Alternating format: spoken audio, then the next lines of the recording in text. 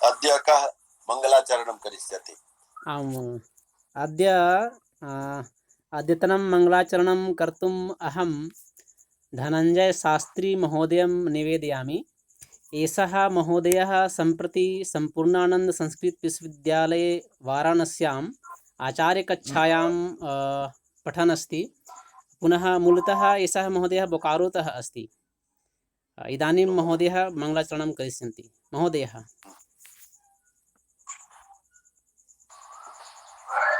हरि ओम नमो नमः। शुक्लाम्बरं विचारसार परमा माध्यं जगद्व्यापिनीं वीणा पुस्तकधारिणीं जाड्यन्धकारापहं हस्ते स्फटिकमालिकां विदधतीं पद्मासने संस्थितां वन्दे तां परमेश्वरी भगवती बुद्धिप्रदं शारदं विद्याप्रदं शारदम्। आम् इदानीम् अहम् अद्यतन्याः कक्षायाः स्वीकर्तुम् अहं महोदयं सादरं निवेदयामि। मङ्गलाचरणं तु भवता कृतं, परन्तु मध्ये एकस्य पदस्य लोपः आसीत्। पुनश्च यत्र तत्र अशुद्धयः अपि आसन्। एकवारं सम्यक् रूपेण स्मरणं कृत्वा तदनन्तरं भवान् कस्मिन्नपि दिवसे मङ्गलाचरणं विधास्यते। अस्तु तर्हि ह्यः अहं दशरूपकस्य एकम् अंशं स्थापितवान् आसम्। कैसे फोन आ जाता है?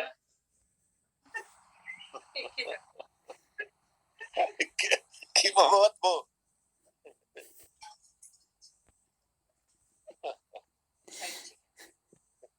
श्रूयते सम्यक्? आं महोदय श्रूयते। भवतु तर्हि यः एकः अंशः मया उक्तः आसीत्, वस्तु नेता रसस्तेषां भेदकः इति।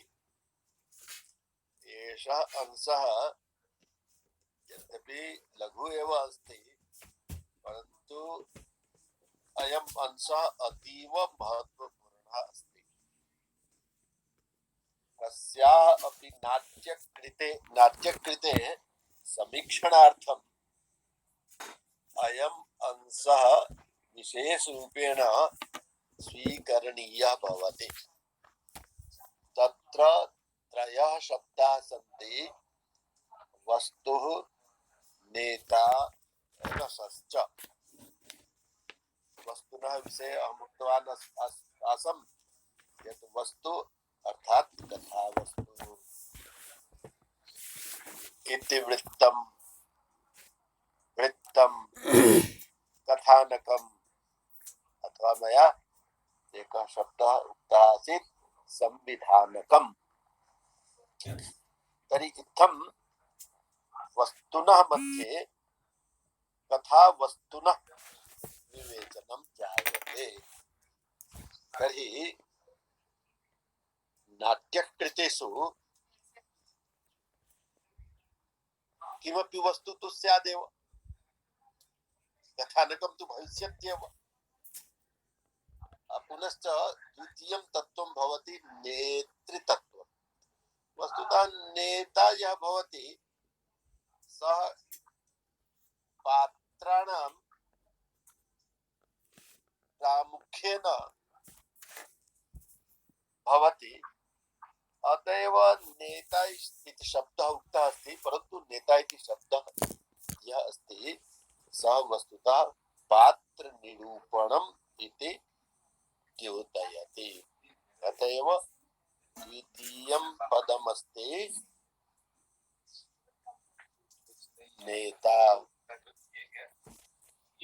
तृतीयं पदमस्ति रसः। तर्हि रसतत्त्वमपि महत्वपूर्णम् अस्ति। अतः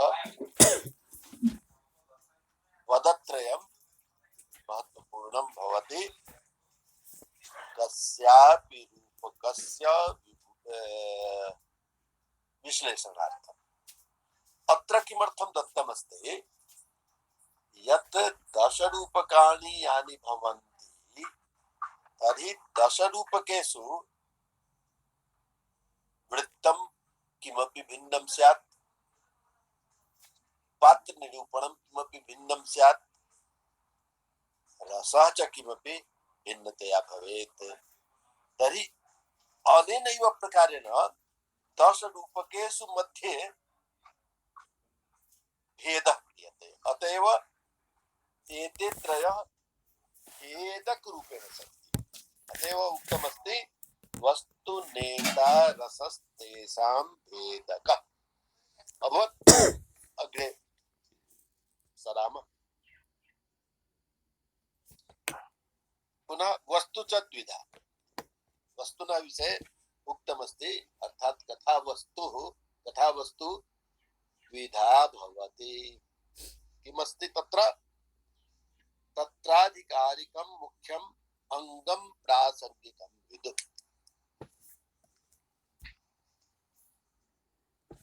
एकं भवति आधिकारिकं, द्वितीयं भवति प्रासंगिकम्।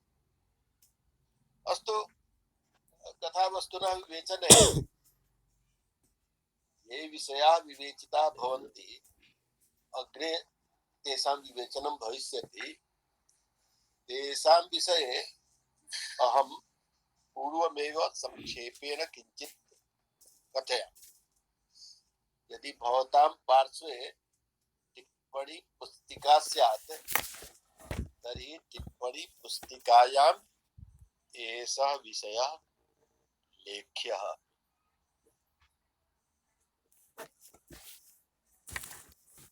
अस्ति किं यत् कथावस्तुनः अथवा कथानकस्य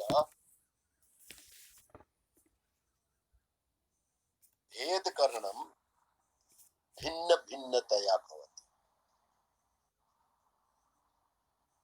कथावस्तुनः विविध रूपेण भेदाः क्रियन्ते। शास्त्रीय दृष्ट्या अर्थात् नाट्यशास्त्रीय दृष्ट्या कथावस्तुनः भिन्नतया भेदाः भवन्ति। तेषु एषः प्रथमः भेदः अस्ति आधिकारिकम्। आधिकारिकस्य तु विवेचनम् अस्त्येव, सर्वेषां विवेचनम् अत्र अस्ति दशरूपके, परन्तु तेषां परिज्ञानार्थं यदि पूर्वतया केवलं सामान्यं ज्ञानं स्यात् तदा सौकर्यं भविष्यति। एतदर्थमेव अहं पूर्वम् एतेषाम् उल्लेखं करोमि। तर्हि प्रथमतया अधिकार दृष्ट्या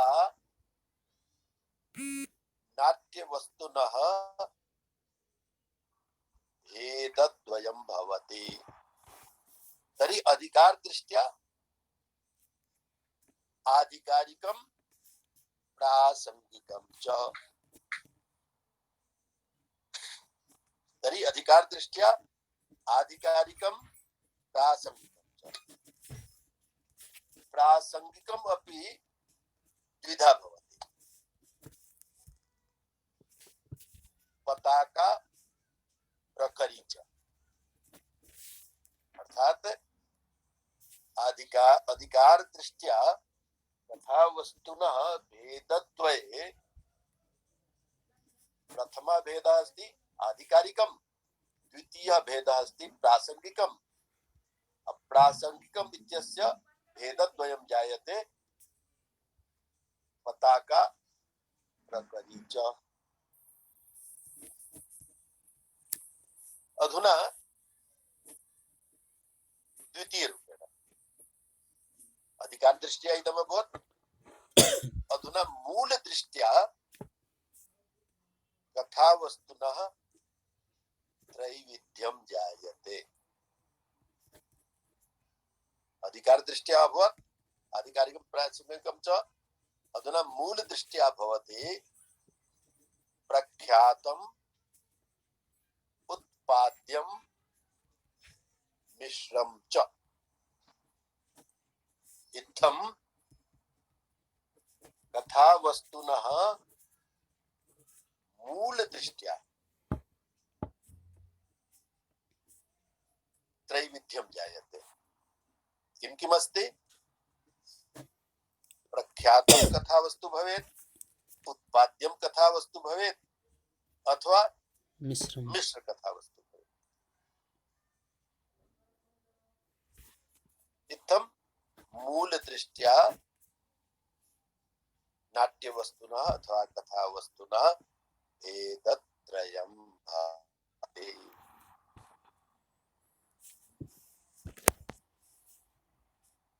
अधुना अस्ति किं? संवाददृष्ट्या अपि भेदत्रयं भवति।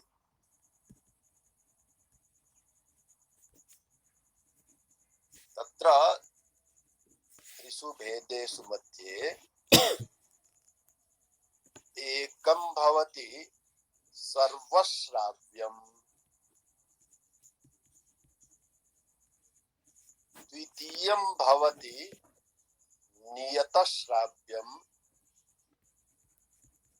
तृतीयं भवति अश्राव्यम्। सर्वश्राव्यम्, नियतश्राव्यम्, अश्राव्यम्।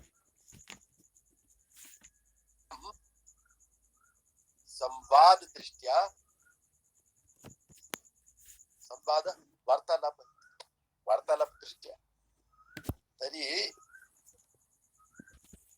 संवाद दृष्ट्या वस्तु सर्वश्राव्यं भवति, किंचित नियतश्राव्यं भवति, अपरञ्च अश्राव्यं। सर्वश्राव्यं यस्मिन् विषये प्रकाशम् इति कथ्यते। एषः एव अंशः सम्पूर्णे नाटके प्रायः विराजते। तत्र यत् उच्यते तत्सर्वं प्रकाशवत् प्रकाशे अस्ति, तथा नास्ति। परन्तु अस्य विवेचनं यदस्ति तद्विवेचनं नाट्यमण्डपे ये दर्शकाः, सामाजिकाः, सहृदयाः वा उपस्थिताः भवन्ति तान् अधिकृत्य नास्ति। वस्तुतः रंगमंचोपरि ये अभिनेतारः भवन्ति तेषां दृष्ट्या संवाद दृष्ट्या एते भेदाः भवन्ति। सर्वश्राव्यम् अर्थात् चिन्तयतु यत् पञ्च पात्राणि सन्ति एकस्मिन् समये मंचोपरि। यदि पञ्च अपि एकैकस्य संवादं, वार्तां, कथनं वा शृण्वन्ति तदा एतादृशी कथा भविष्यति सर्वश्राव्यम्। पुनः द्वितीयं भवति नियतश्राव्यम्, नियन्त्रितम् अर्थात् तादृशं श्राव्यम् अस्ति यत् विषये सर्वाणि पात्राणि, सर्वे अभिनेतारः सर्वं न शृण्वन्ति। एतादृशः अभिनयः क्रियते यत् सर्वे तं संवादम ताम उक्तिम तम वचनम तम वाक्यम न शृण्वन्ति इति अभिनय क्रियते। अब पुनश्च अश्राव्यम यद् भवति तद् भवति आत्मगतम स्वगतम वा। परंतु यदि वयं विचारयामः तर्हि रंगमंडपे अर्थात प्रेक्षागृहे ये दर्शकाः उपविष्टाः सन्ति सर्वे सर्वमपि शृण्वन्ति। तद्वस्तु सर्वश्राव्यं भवेत्, नियतश्राव्यं भवेत् अथवा अश्राव्यं भवेत्। अर्थात कोऽपि अश्राव्यम् इत्यत्र अस्ति आत्मगतं स्वगतं। कोऽपि तत्र नटः यः अस्ति, अभिनेता यः अस्ति, सः मनसि चिन्तयति। तर्हि मनसि यदि सः चिन्तयति तस्य अभिनयः एतादृशः भवति यत् अन्ये सर्वे ये रङ्गमञ्चोपरि विद्यमानाः सन्ति ते न शृण्वन्ति। परन्तु ये दर्शक दीर्घायां प्रेक्षागृहे दर्शकाः विराजमानाः भवन्ति ते सर्वे तं शृण्वन्ति, तेषां श्रवणे भवति। अतः अभिनयद्वारा एतादृशी कल्पना क्रियते। तर्हि इदं भवति अश्राव्यं।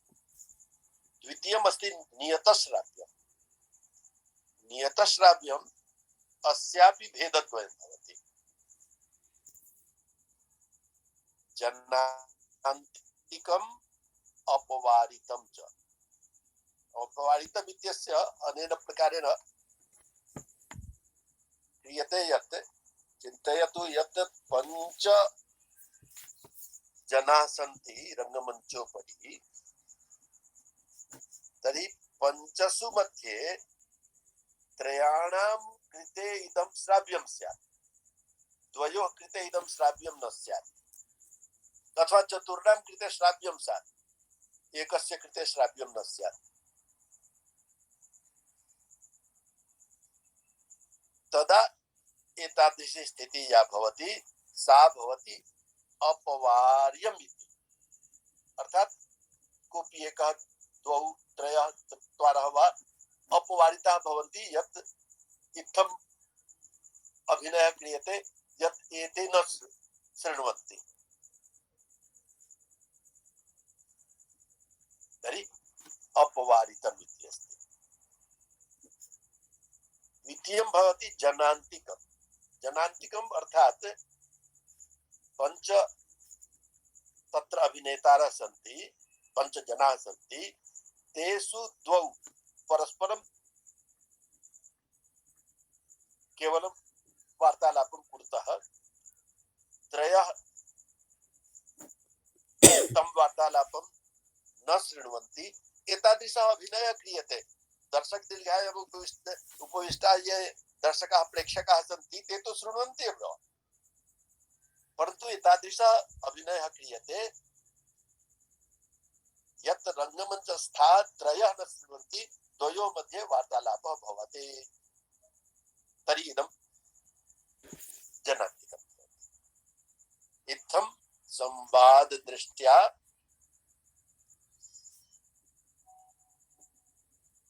भेदत्रयं जायते। प्रकाशम् अर्थात् सर्वश्राव्यं, नियतश्राव्यम्, अश्राव्यं च। यद्यपि सर्वश्राव्यं तु भवति, परन्तु नाटकेषु तु एतादृशाः अनेके प्रयोगाः कृताः सन्ति यत्र सर्वं मौनभावेन भवति। एकः अभिनेता अस्ति, यह नहीं नहीं सही, अरे विदेशे सः किं करोति, केवलं मौन भावे नहीं वा सर्वं स्थापयति, किंचित वदति नहीं, परंतु तस्य ज्ञानं तु सर्वे कुर्वन्ति। यथा अस्माभिः श्रुतम् अस्ति यत् यदा चलचित्रम् आगतम् अस्माकं देशे तदा प्रथमं चलचित्रं हरिश्चंद्र तारामती इति आसीत् सम्भवतः।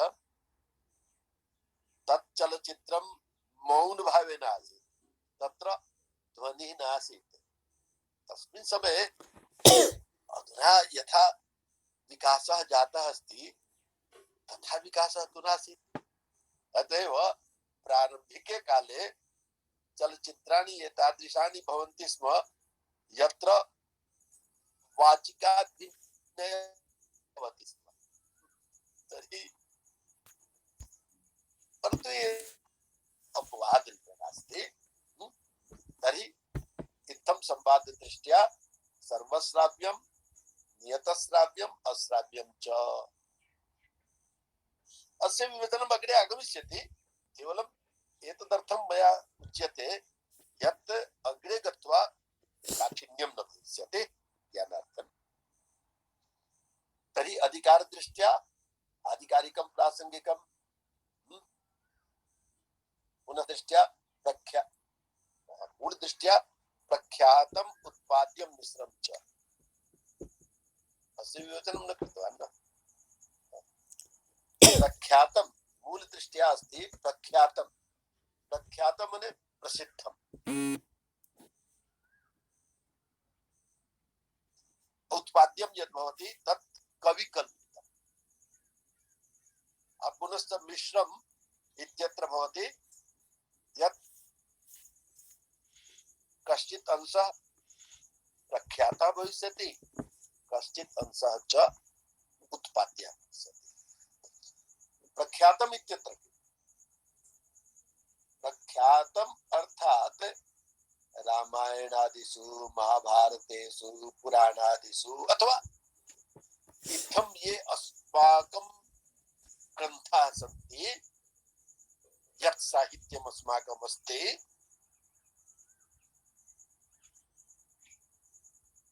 तस्मिन् साहित्ये या कथा प्रख्यात रूपेण विराजते, प्रसिद्धतया विराजते, सा कथा प्रख्याता।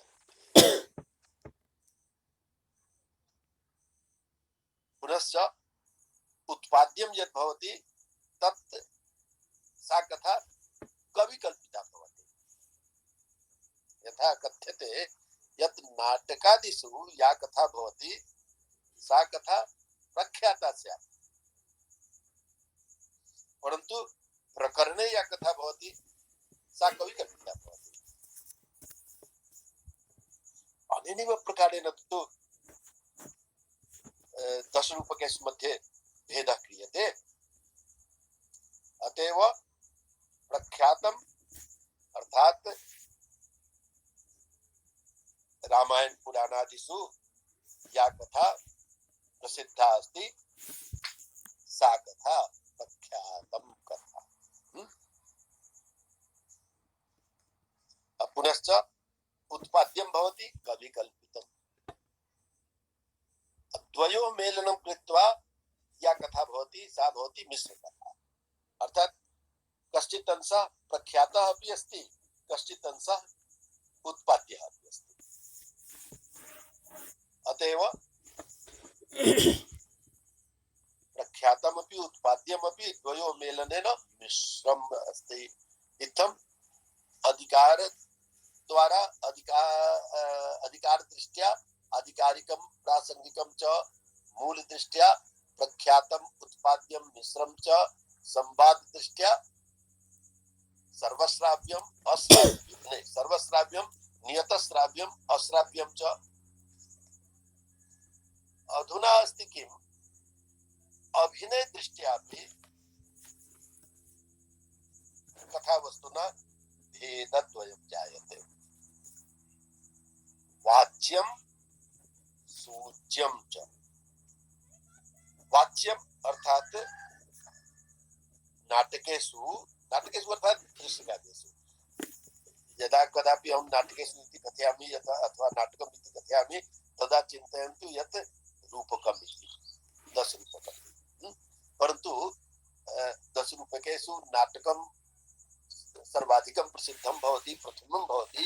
अतएव सामान्यतया वयं नाटक इति शब्दस्य व्यवहारं कुर्मः। अतएव नाटकम् यदा अहं कथयामि तदा चिन्तयन्तु भवन्तः सर्वे यत् दृश्यकाव्यस्य उल्लेखं करोमि अथवा रूपकस्य उल्लेखं करोमि। तर्हि नाटकेषु प्रायः ये अंशाः भवन्ति ते सर्वे वाच्याः भवन्ति। अभिनेतारः आगत्य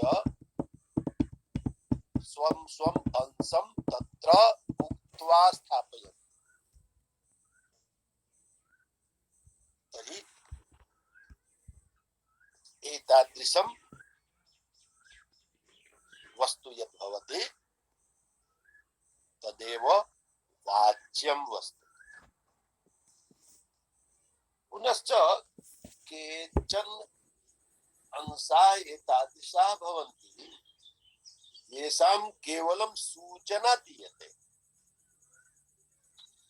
अथवा तेषां प्रदर्शनम् उचितं न भवति, अथवा यदि तेषां सर्वेषां प्रदर्शनं भविष्यति तर्हि तन् बृहत् भविष्यति। अतएव तेषाम् अंशानां केवलं सूचना दीयते। अतएव तत् सूच्यम् इति कथ्यते। तर्हि वाच्यं वस्तु सूच्यं वस्तु च अभिनय दृष्ट्या। वस्तुतः अभिनय भेदः न अस्ति। अभिनयस्य तु 4 भेदाः भविष्यन्ति, वाचिकम्, आङ्गिकम्, आहार्यं, सात्विकं च। तस्मिन् विषये भिन्नतया विवेचनं भविष्यति। अत्र केवलम् अहं कथयामि यत् कथावस्तुना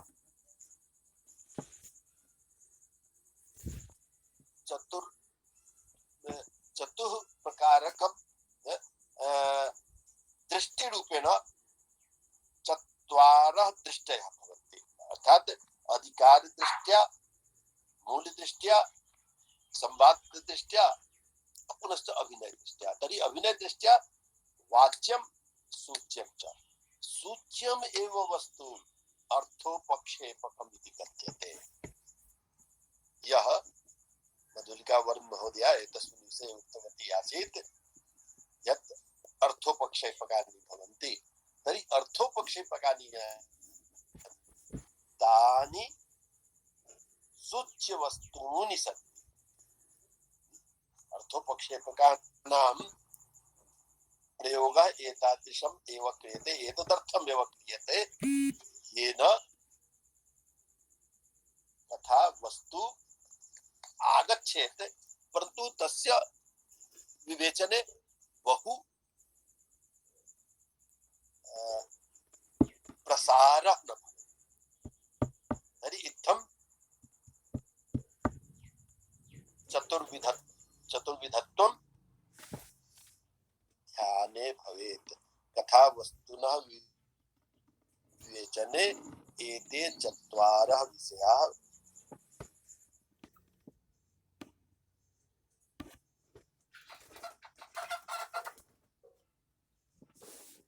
प्रासंगिक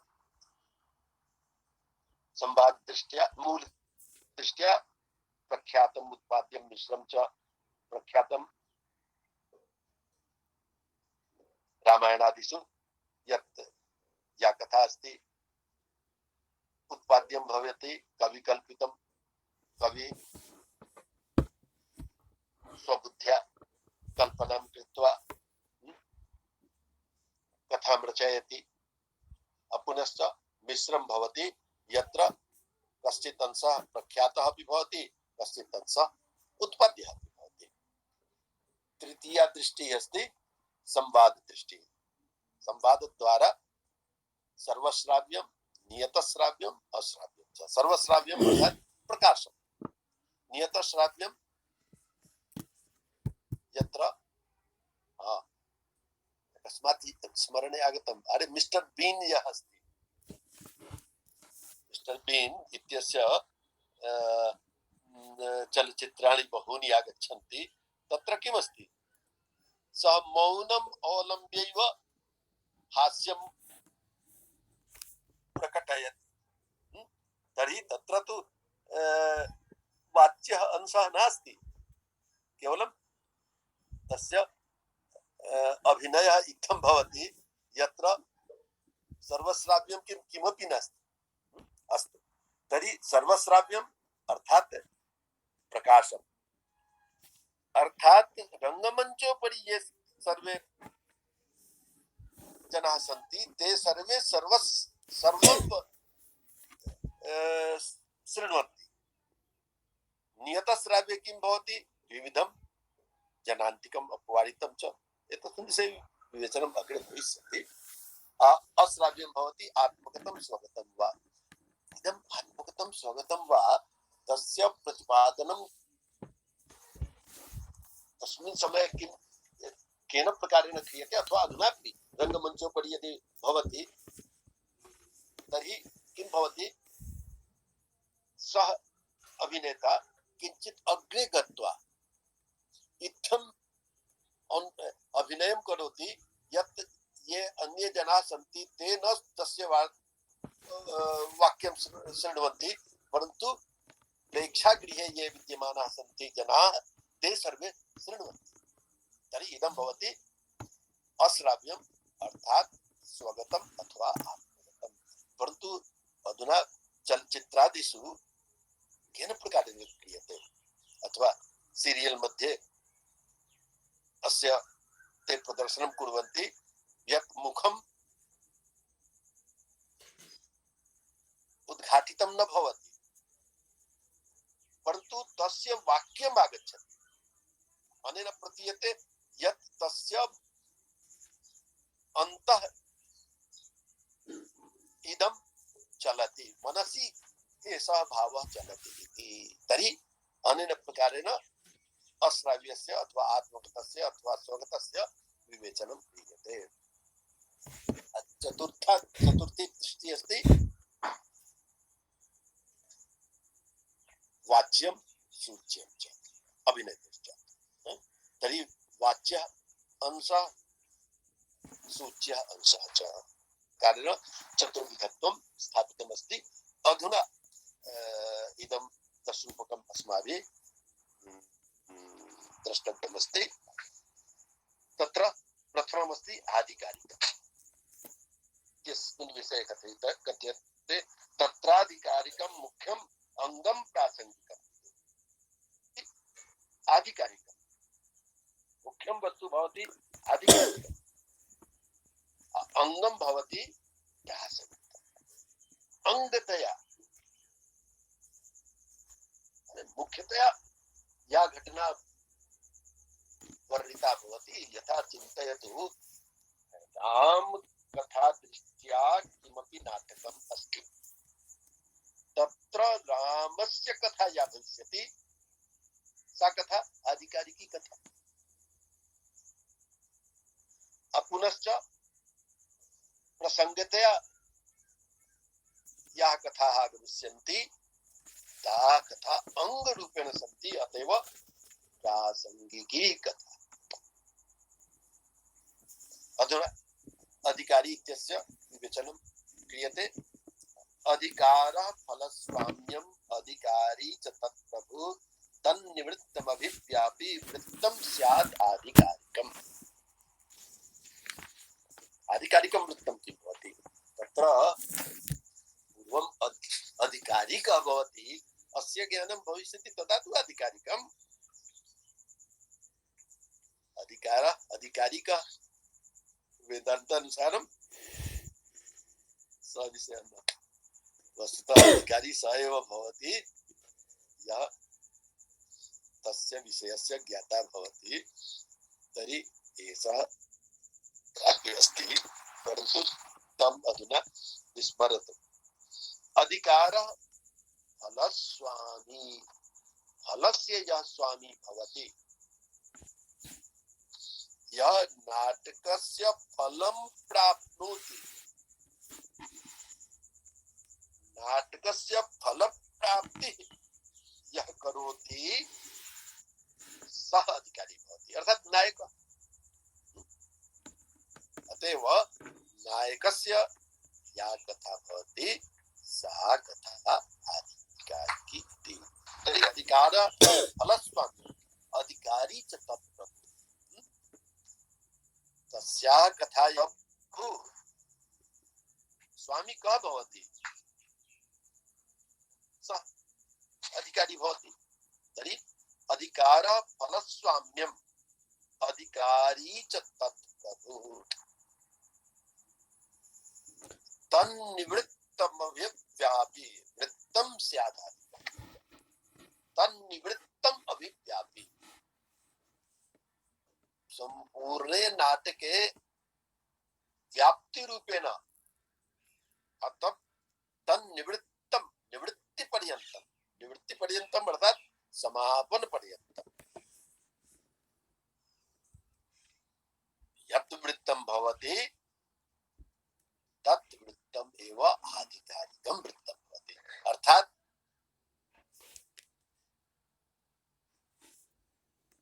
आकृत्य अंतपर्यन्तं या कथा व्याप्ता भवति पूर्णतया, नाटके पूर्णतया या कथा व्याप्ता भवति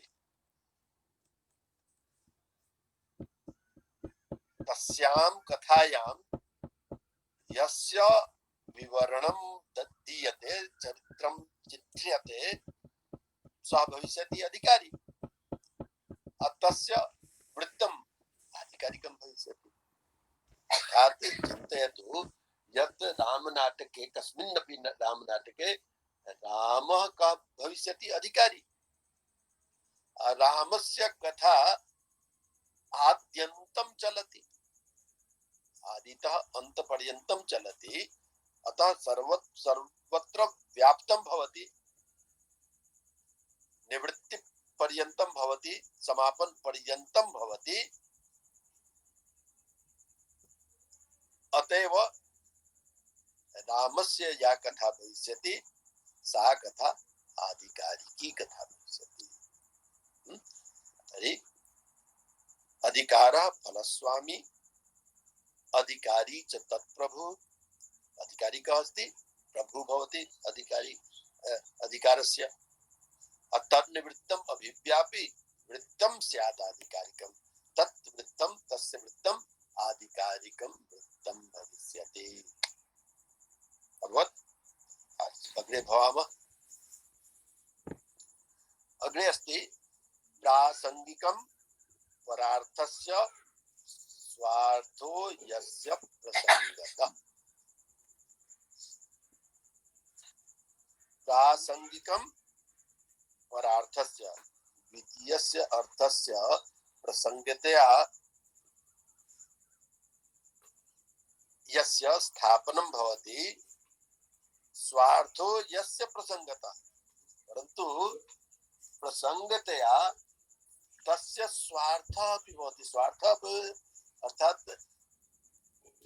स्वार्थ इति अभिधायाम् अस्माभिः ज्ञायते। स्वार्थ अर्थात अविधेयार्थ, अर्थात मुख्य अर्थ।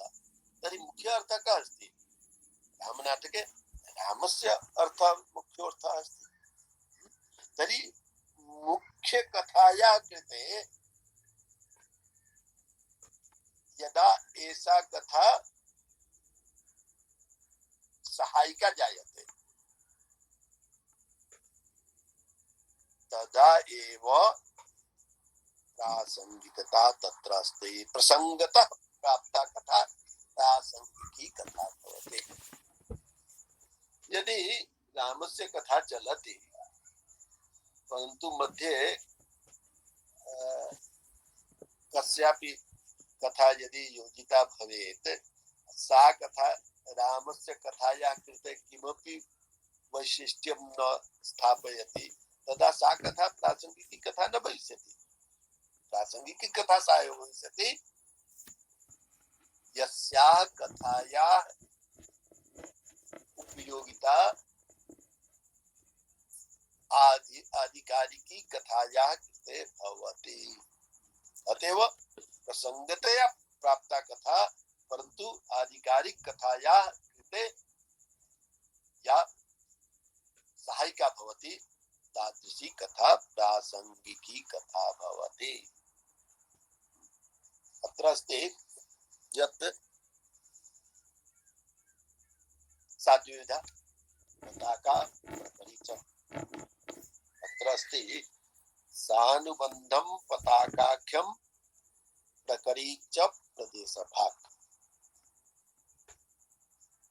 अत्र एकस्यामेव पंक्तौ धनञ्जयेन द्वयोः विवेचनं कृतमस्ति। तत्र अस्ति यत् सानुबन्धं पताकाख्यम् अनुबंध पर्यंतम माने बहु दूर काल पर्यंतम या कथा चलती सा कथा पताका कथा। अब प्रकरी च प्रदेश प्रकरी कथा भविष्यति आगत्य किंचित काल पर्यंतम स्थित्वा गच्छति तदा पताका कथा बहुकाल पर्यंतम चलति। अब प्रकरी एकस्मिन् काले आगत्य मुख्यां कथां तस्याः कथायाः वैशिष्ट्यं स्थापयित्वा सा कथा जायते। अतएव सानुबन्धं पताकाख्यं प्रकरी च प्रदेशभाग। परन्तु साहित्य दर्पणे अस्य विवेचनं किञ्चित् भिन्नतया कृतम् अस्ति। तत्र अस्ति यत् वस्तुतः साहित्य दर्पणस्य अनेकाः कारिकाः मम स्मरणे सन्ति। तत्र अस्ति व्यापि प्रासंगिकं वृत्तं पताकेत्यभिधीयते। व्यापि प्रासंगिकं वृत्तं प्रासंगिकं वृत्तं यत् व्यापि व्याप्नोति अर्थात किंचित काल पर्यंतम गच्छति। व्यापि प्रासंगिकं वृत्तं पताकेत्यभिधीयते। सा कथा पताका इति उच्यते।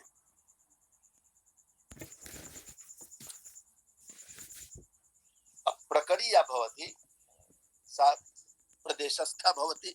एकस्मिन्नेव प्रदेशे आगत्य सा स्वकीयं तथ्यं स्थापयित्वा विरमति। प्रासंगिकी कथा द्विविधा पताका प्रकरी च। अधुना एतस्मिन् विषये चिन्तयन्तु यत् रामकथायाः उल्लेखम् अहं कृतवान् अस्मि।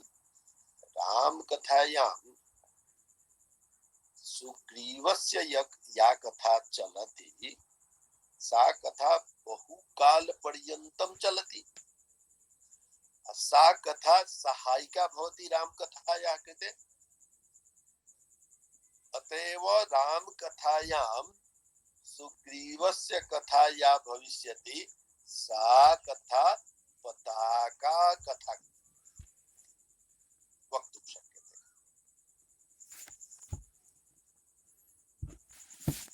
परन्तु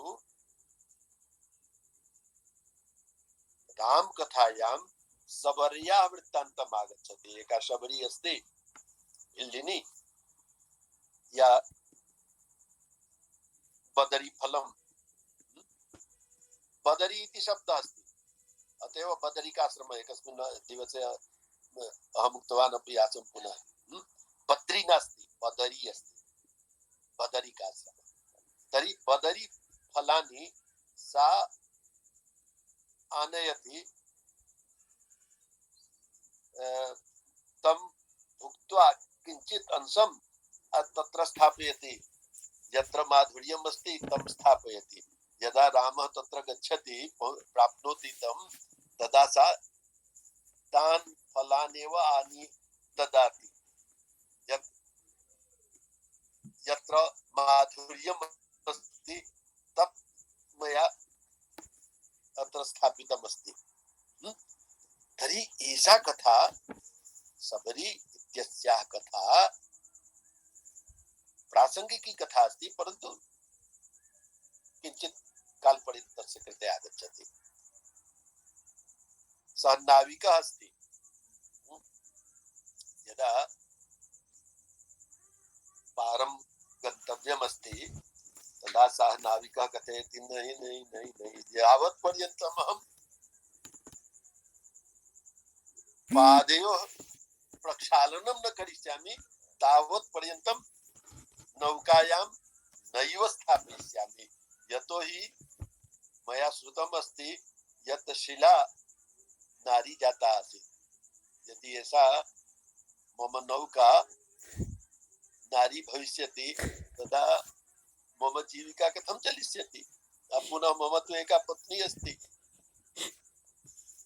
द्वयोः कृते कथं व्यवस्थाम् अहं करिष्यामि। तर्हि एषा कथा या अस्ति सा अस्ति प्रकरणकथा। तर्हि इत्थं पताका रूपेण, पताका यथा प्रतरति उद्धूयनं तस्य भवति, तथैव या कथा बहुकालपर्यन्तं गच्छति सा कथा पताका भवति। अप्रदेशभाग या कथा भवति सा प्रकरी इति कथ्यते। तर्हि अस्य उल्लेखः अत्र जातः। सानुबन्धं पताकाख्यं प्रकरी च प्रदेशभाग।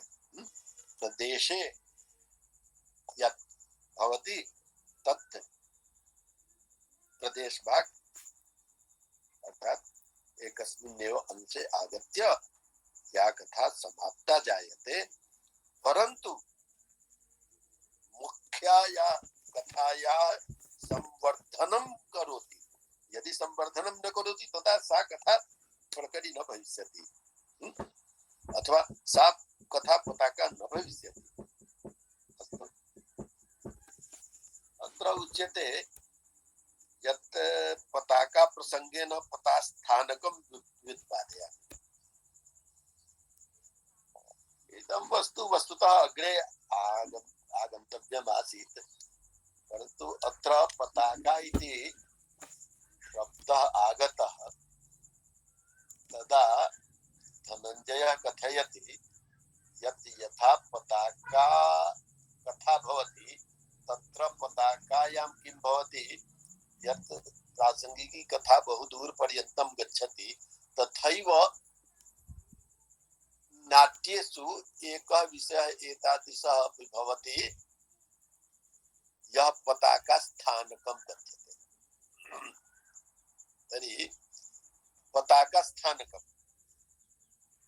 तत् पताका स्थानकम् इत्यत्र अस्य आवश्यकता नास्ति, परन्तु संयोगतया पताका शब्दे आगते तत्र पताका स्थानकम् इति तस्य मनसि आगतमस्ति।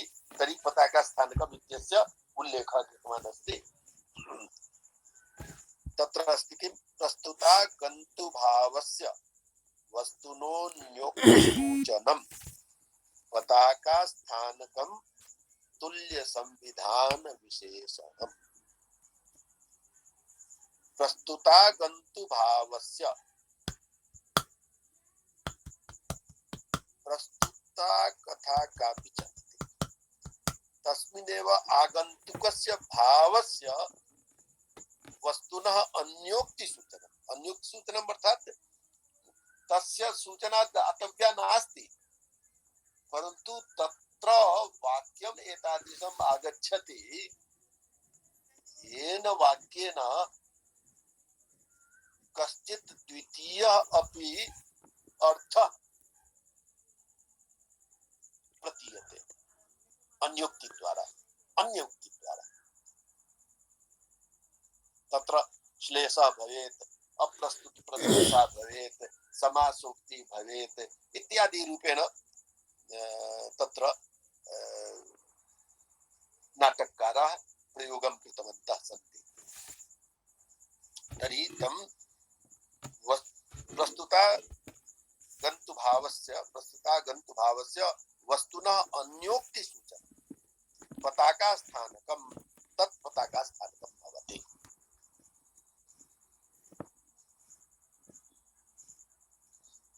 अस्यैव उल्लेखः साहित्ये भारतेन कृतमस्ति। वस्तुतः अत्र धनञ्जयः यः अस्ति, दशरूपकारः यः अस्ति, तस्य पताका स्थानकस्य भेदद्वयम् अत्र विदधाति। किमस्ति? तुल्य संविधान विशेषणम्। अत्र मया संविधान इति शब्दस्य उल्लेखः कृतः आसीत्। संविधान इति शब्दः स एव, अर्थात् वस्तु, कथावस्तु। तर्हि तुल्य संविधान अपुनश्च विशेषण, अर्थात् तुल्यं कथा एकः एव विषयः उक्तः अस्ति, परन्तु तस्य विषयस्य अर्थः भिन्नः अपि आगच्छति, अथवा कस्यापि वाक्यस्य विशेषणे एतादृशः विषयः आगच्छति येन विशेषणेन भिन्नः अर्थः अपि प्रतीतः भवति। तर्हि इत्थं पताका स्थानकं द्विविधं जायते। द्विविधं केन प्रकारेण?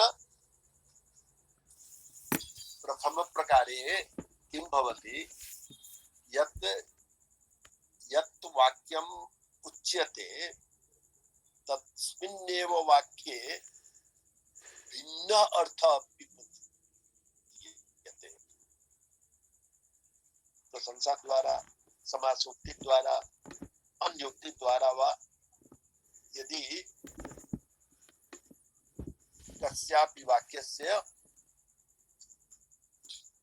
प्रथम अर्थानन्तरम् अर्थातिरिक्तं द्वितीयः अर्थः अपि आगच्छति, तदा तत्र पताका स्थानकं भवति। अद्वितीयं पताका स्थानकं भवति यत् तस्मिन् वाक्ये यदि किमपि विशेषणम् आगच्छति तेन विशेषणेन यदा वाक्यस्य द्वितीयः अर्थः आगच्छति सः द्वितीयं पताका स्थानकं भविष्यति। परन्तु द्वितीयः अर्थः यः आगच्छति तुल्य संविधान द्वारा भवेत् अथवा विशेषण द्वारा भवेत्, परन्तु सः अर्थः ग्राह्यः भवेत्। वस्तुतः श्लेषे किं मया उक्तमासीत्, श्लिष्टैः पदैरनेकार्थे अभिधाने श्लेषते। अभिधानं वस्तुतः तस्य आवश्यकता भवेत्, यदि आवश्यकता नास्ति तर्हि तन्न। अतएव यदि किमपि वाक्यम् आगच्छति तस्मिन् वाक्ये यः विषयः प्रतिपादितः अस्ति तस्य द्वितीयः अर्थः आगच्छति, सः अपि अर्थः यदि अत्र उपयुक्तः प्रतीयते तदा एव पताका स्थानकं भवति। तत् पताका स्थानकं द्विविधं भवति, तुल्य संविधानकं विशेषणयुक्तं वा। परन्तु अत्र यथा अत्र उक्तमस्ति,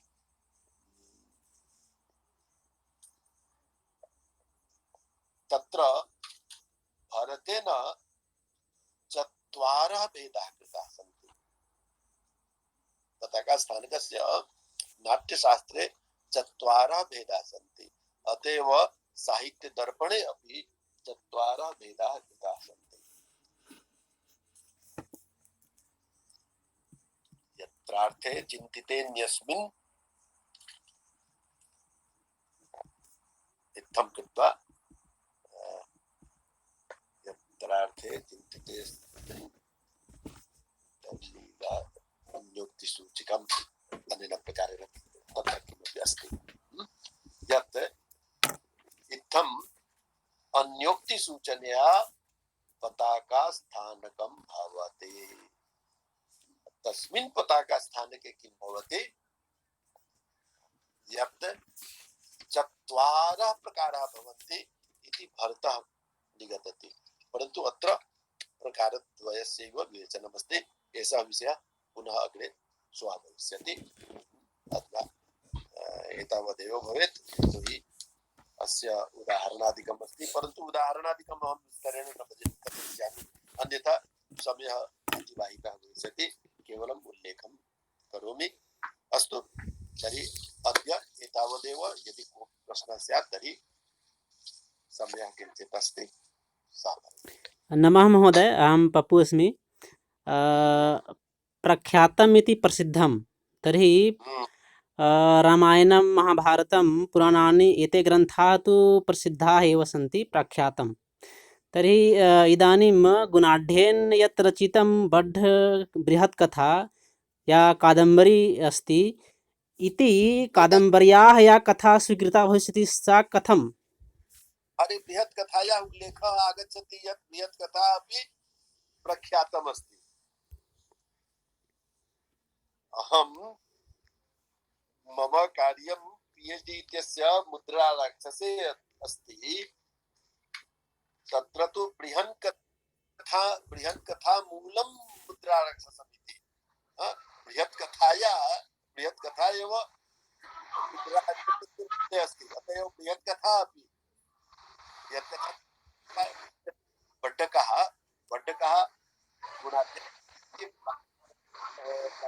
प्राचीनप्राकृत्यां भूत भाषायां वा अस्ति। सा रचना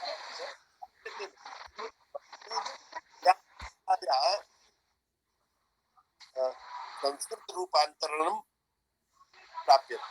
संस्कृतरूपान्तरणेषु कथासरित्सागरः अस्ति, यस्य रचयिता सोमदेव भट्टः अस्ति। बृहत् कथा मञ्जरी अस्ति, यस्य रचयिता क्षेमेन्द्रः अस्ति। वासुदेव हिंदी इति अस्ति। इत्थं तत्र निवारणमहथा यदि भवेत् सः तु अस्त्येव। तस्य एतस्मिन् विषये एव कार्यमस्ति। सः विस्तरेण एतस्मिन् विषये कथयितुं सक्षमः अस्ति। तर्हि बृहत् कथा अपि प्रसिद्धम् अस्ति, प्रख्यातम् अस्ति। तर्हि महोदय, किमपि महाकाव्यम् एतादृशं भवेत् यत् कविकल्पितं भवेत्, पुनः ततः स्वीकृता कथा तां कथाम् आधृत्य किमपि रूपकं रचितं स्यात्, तर्हि सा कथा कीदृशी भवेत्? न, सा कथा प्रख्यातं न भविष्यति। यतोहि यदि सा कथा महाकाव्ये सा कथा काल्पनिकी अस्ति,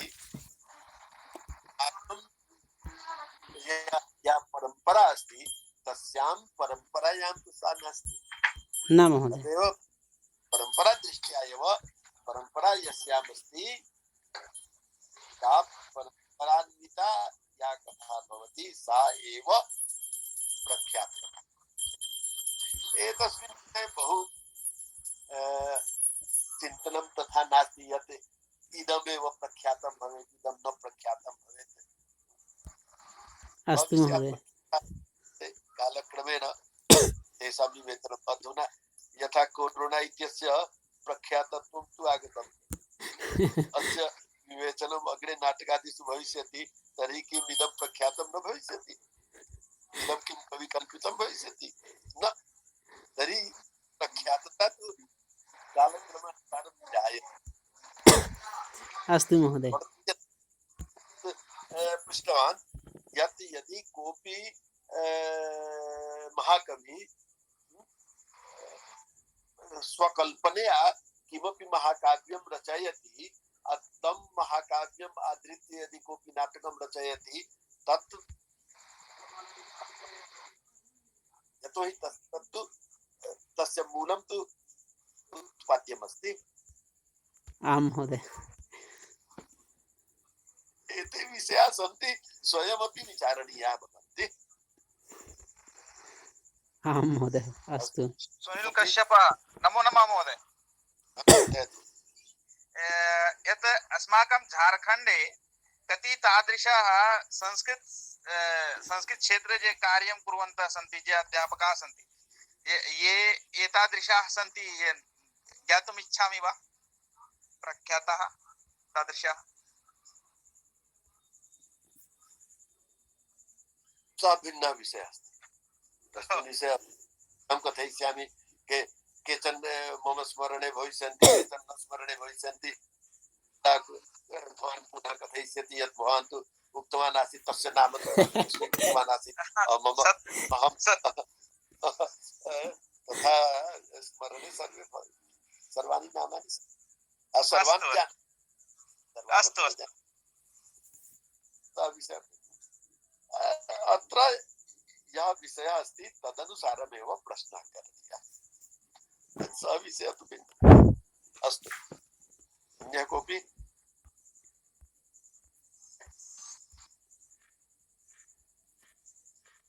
भवतु, अन्यथा शान्तिपाठः स्यात्। आं धनञ्जय मिश्रमहोदयः शान्तिपाठं कुर्वन्तु। धनञ्जय मिश्र महोदय, तुम गातः अस्ति किम्? ॐ सर्वे भवन्तु सुखिनः, सर्वे सन्तु निरामया, सर्वे भद्राणि पश्यन्तु, मा कश्चित् दुःखभाग् भवेत्। ॐ शान्तिः शान्तिः शान्तिः। धनञ्जय पाण्डेय, शोभनं। श्वः मिलामः। नमो नमः। मान्ति गुरुदेव। नमो नमः महोदय। सर्वेभ्यः नमो नमः।